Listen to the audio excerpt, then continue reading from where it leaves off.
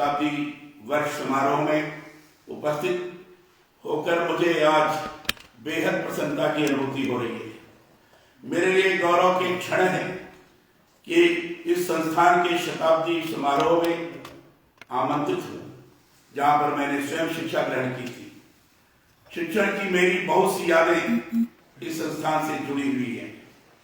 आज ऐसा लग रहा है जैसे मैं अपने पुराने समय में लौट गया। मेरे लिए ही नहीं, किसी के लिए भी वह दिन अनमोल होते हैं जिनमें उसका बचपन और शिक्षण से जुड़ी स्मृतियां झिलमिलाती हैं। याद करता हूं तो न जाने कितने कितने संगी साथी, प्रेरणा देने वाले आदर्श शिक्षकों के चेहरे आंखों के समक्ष घूमने लगते हैं। यह सच है कि संस्थान से जुड़ी यादें मेरी अनमोल धरोहर है। श्री काशी विद्यापीठ की स्थापना का अपना गौरवमय इतिहास रहा है। देश की स्वतंत्रता के स्वप्न को लेकर 10 फरवरी 1921 को इसकी स्थापना की गई थी। अनेक स्वतंत्रता संग्राम सेनानियों की कर्मस्थली रहा। यह संस्थान भारतीय संस्कृति और जीवन मूल्यों का भी देश का प्रमुख केंद्र रहा है, बल्कि कहना चाहिए आज भी है। स्वतंत्रता संग्राम की यह विद्यापीठ नर्सरी रहा है। मुझे गर्व है कि मैंने उस संस्थान में शिक्षा प्राप्त की जहां पर श्री चंद्रशेखर आजाद, लाल बहादुर शास्त्री जी, पंडित कमलापति त्रिपाठी जी आदि ने भी अध्ययन किया। अपने आप को विद्यार्थी रूप में इन महान विभूतियों की पंक्ति में खड़ा पाता हूं तो मन अवर्णनीय गौरव की अनुभूति करने लगता है।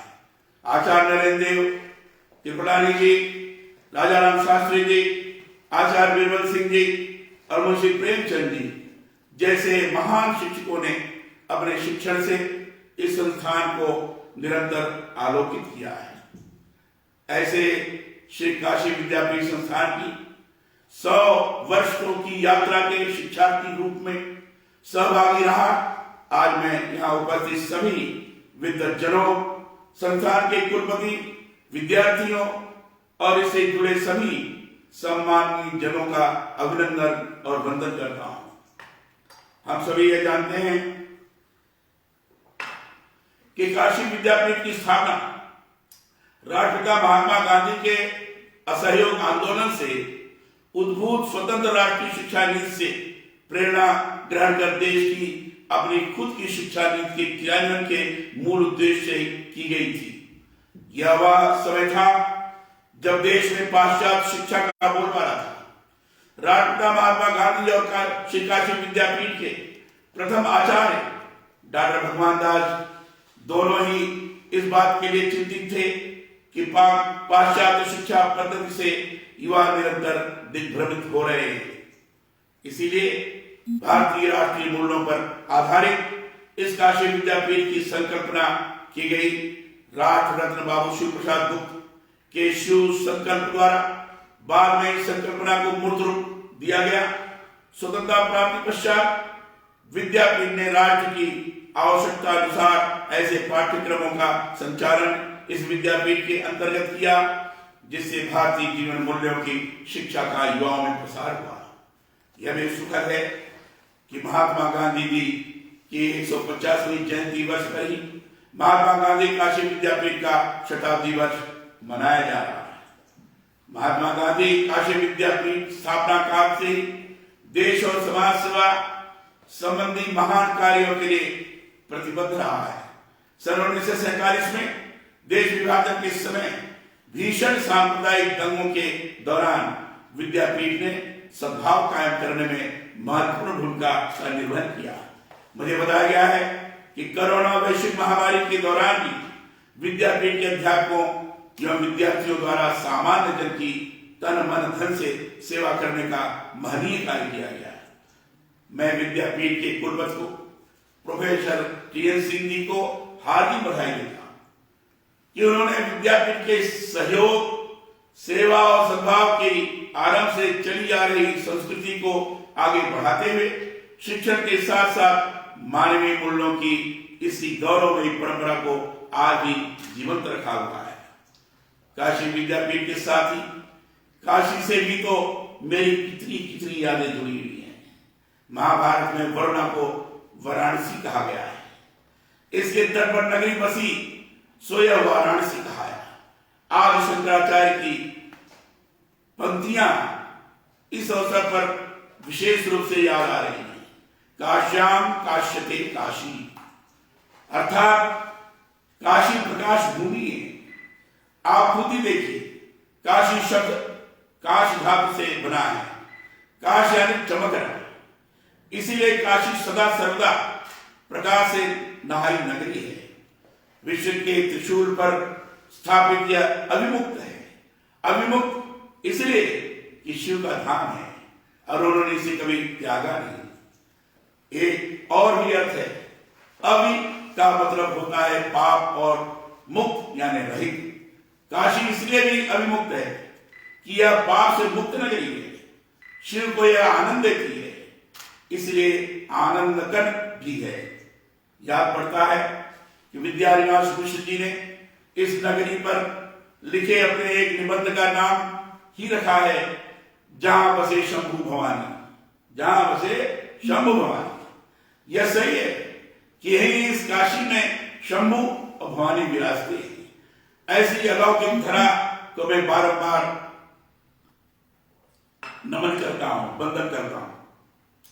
प्राचीन काल से ही काशी भारतीय संस्कृति, साधना एवं साहित्य के साथ शिक्षा की भी केंद्र स्थली रहा है। इसलिए इसे ज्ञान तीर्थ भी कहा गया है। भारतेंदु, जयशंकर प्रसाद, हजारी प्रसाद द्विवेदी, प्रेमचंद के साहित्य से यह भूमि निरंतर समृद्ध हुई है। तो बाबा विश्वनाथ की यह धरा संगीत साधकों की भी कर्मभूमि रही है। हिंदुस्तानी शास्त्रीय संगीत का बनारस घराना काशी में ही जन्मा। पंडित रविशंकर का सितार, उस्ताद बिस्मिल्लाह खां की शहनाई की गूंज, गिरजा देवी का ठुमरी गान, पंडित हरप्रसाद चौरसिया की बांसुरी की तान, और भी क्या क्या और कितना कितना याद करूं। काशी पर तो जितना कहूंगा कम ही पड़ेगा। यह कितना सुखद संयोग है कि महात्मा गांधी काशी विद्यापीठ की स्थापना की शताब्दी मनाई जा रही है और इन्हीं दिनों देश में नई शिक्षा नीति भी व्यवहार में लागू होने जा रही है। काशी विद्यापीठ की स्थापना देश में राष्ट्रीयता की शिक्षा प्रसार के उन मूल्यों को लेकर की गई थी, जिसमें भारतीय परंपरा, संस्कृति और भाषा के गौरव को युवाओं में स्थापित करने पर जोर दिया गया था। और इन्हीं आदर्शों को लेकर देश में प्रधानमंत्री श्री नरेंद्र मोदी जी के नेतृत्व में नई शिक्षा नीति तैयार कर लागू की जा रही है। नई शिक्षा नीति जन आकांक्षाओं और अपेक्षाओं का मूर्त रूप है। इसे इसी बात से समझा जा सकता है कि देश भर के 676 जिलों, 6,600 विकास खंडों, 2.50 लाख ग्राम पंचायतों, शिक्षकों तथा सामान्य व्यक्तियों से विचार विमर्श करने के पश्चात इसे तैयार किया गया है। यह बात सही है कि आजादी के बाद देश में विभिन्न क्षेत्रों के साथ शिक्षा का भी तेजी से विस्तार हुआ है। निरक्षरता का उन्मूलन भी हुआ है, परंतु अभी भी शिक्षा क्षेत्र में बहुत सी जटिलताएं व्याप्त है। आज ये शिक्षा जगत बहुत सी व्याधियों से जूझ रहा है। इस दृष्टि से नई शिक्षा नीति बेहद उपादेय है। मैंने गहराई से इसका अध्ययन किया है और ये पाया है कि यह युगानुकूल आवश्यकताओं को ध्यान में रखते हुए तैयार की गई है। भारतीय जनमानस के अनुरूप देश की संस्कृति, स्थानीय संसाधनों के समुचित उपयोग, भाषाओं के गौरव आदि के संरक्षण को ध्यान में रखते हुए यह शिक्षा भारत के दीर्घकालीन विकास को ध्यान में रखकर तैयार की गई नीति है। विद्यार्थियों में राष्ट्रीयता की विचारधारा का पोषण करने वाली होने के साथ ही इसमें मातृभाषाओं में अध्ययन को प्रोत्साहन, विज्ञान, कला और संस्कृति के साथ भारतीय विचारधारा से जुड़े संस्कारों से संबद्ध स्वतंत्रता आधारित है। मेरा यह मानना है कि शिक्षा में विद्यार्थी की स्वयं की रुचि बेहद महत्वपूर्ण होती है। इसी से उसका कालांतर में सर्वांगीण विकास संभव होता है। नई शिक्षा नीति इसे सुनिश्चित करने वाली है। काशी विद्यापीठ की जब स्थापना की गई थी तब यह महसूस किया गया था कि पश्चिम की शिक्षा से युवा भारतीयता से दूर हो रहे हैं। संस्कृति, संस्कारों और भाषाओं के साथ सोच की मौलिक दृष्टि से भी युवाओं की दूरी हो रही है। इसलिए ऐसे संस्थान की आवश्यकता अनुभव की गई जो राष्ट्रीयता के संस्कार लोगों में जगा सके। यही दृष्टि नई शिक्षा नीति की है। इसमें आधुनिक विकास की भविष्य की वैश्विक दृष्टि है, साथ ही भारतीय संस्कृति और परंपरा ज्ञान की समृद्ध परंपरा के बीच भी है। महत्वपूर्ण यह है कि इसमें सह पाठ्यक्रम और पाठ्येतर गतिविधियों के साथ साथ व्यावसायिक एवं गैर व्यावसायिक विषयों की खोज की अनुमति देने वाली लचीली पद्धति पर जोर दिया गया है।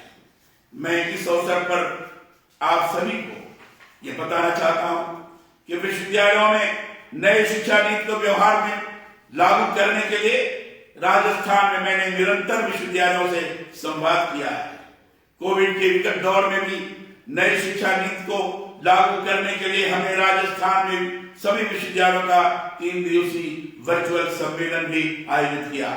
उद्देश्य यह रहा है कि नई शिक्षा नीति की वास्तविक मंशा को समझते हुए उसे विश्वविद्यालय व्यवहार में लागू करें। देश भर के शिक्षण संस्थाओं से भी मेरी यही अपेक्षा है। शिक्षा का यह दौर परिवर्तन और चुनौतियों का है। इसलिए जरूरी है कि स्थान विशेष की आवश्यकताओं के अनुरूप शिक्षा का विस्तार किया जाए। शिक्षा का प्रमुख ध्येय ज्ञानार्जन द्वारा मनुष्य का चरित्र निर्माण है। मैं यह मानता हूं कि शिक्षा ही व्यक्ति को सामाजिक, मानसिक और बौद्धिक रूप से परिपक्व बनाती है। अनुसंधान नए ज्ञान का सृजन करता है। इसलिए शिक्षण संस्थानों को चाहिए कि वे नवान्वेषण की दृष्टि विकसित करने वाले पाठ्यक्रमों का अपने यहाँ विकास करें। महामानव पंडित मदन मोहन मालवीय का कहना था, किसी भी राष्ट्र के विकास के लिए शिक्षा बहुत जरूरी है। अशिक्षित समाज जड़ता का प्रतीक है, वह कभी प्रगतिशील नहीं हो सकता। उनके इस कहे में अपनी बात सम्मिलित करते हुए मैं कहना चाहता हूं, ज्ञान की कोई सीमा नहीं है।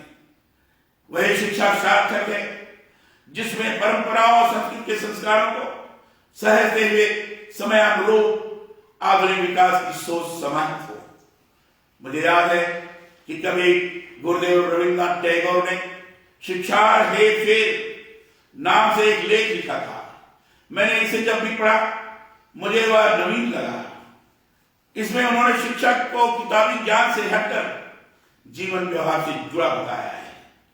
अपने इस लेख में वह लिखते हैं, सोचने की शक्ति और कल्पना शक्ति दो ऐसी अत्यंत महत्वपूर्ण मानसिक शक्तियां हैं जिनसे मनुष्य की क्षमताएं लगातार बढ़ती हैं। एक कार्यशील और सृजनात्मक जीवन में नवाचार और नवोन्मेष जरूरी है। बचपन से ही विचार तथा कल्पना की शक्ति को प्रस्फुटित करने का प्रयास अनिवार्य रूप से होना चाहिए। गुरुदेव के इस कहे के निहितार्थ में जाएंगे तो लगेगा शिक्षा जड़ को जीवंत करने की एक प्रकार से दीक्षा है। इस समय में जब ज्ञान के विभिन्न क्षेत्रों का तेजी से प्रसार हो रहा है, यह जरूरी है कि पाठ्यक्रम आधारित ज्ञान ही नहीं, जो कुछ हमारे पास घटित हो रहा है उससे भी हमारी सोचने की शक्ति जुड़े। नवीनतम तकनीक का कैसे जीवन में और अधिक उपयोग हो सकता है, इसकी कल्पना कर नए आविष्कारों के लिए प्रेरित हुआ जा सकता है। महत्वपूर्ण यह है कि हम अपनी मानसिक शक्तियों के विकास के लिए निरंतर प्रयत्नशील रहें।